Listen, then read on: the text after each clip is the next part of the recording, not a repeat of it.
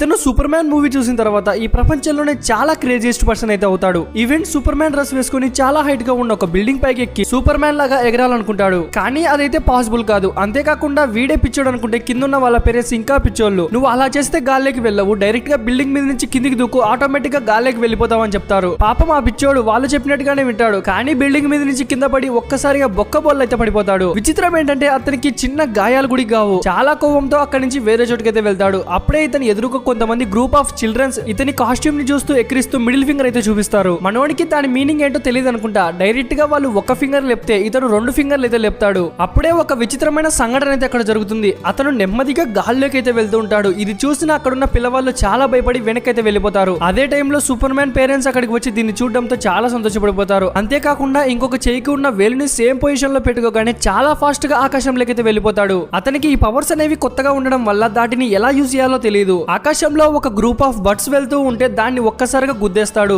అలానే వెళ్తూ చాలా డీప్ గా ఉన్న వాటర్ అయితే క్రాష్ అయిపోతాడు. నిజం చెప్తున్న మూవీ అయితే చాలా ఇంట్రెస్టింగ్ గా ఉంటుంది. ఒకవేళ మీకు ఫుల్ మూవీ కావాలనుకుంటే ఖచ్చితంగా ఈ వీడియోకి ఒక 10K లైక్స్ చేయండి. నాకు కూడా అర్థమవుతుంది మీకు ఇంట్రెస్ట్ ఉందని. అలానే ఈ మూవీ ఎప్పుడైనా సరే యూట్యూబ్ లో రావచ్చు. దానికోసం మన ఛానల్ ని సబ్స్క్రైబ్ చేసుకొని బెల్ ఐకాన్ అయితే ఆల్ లో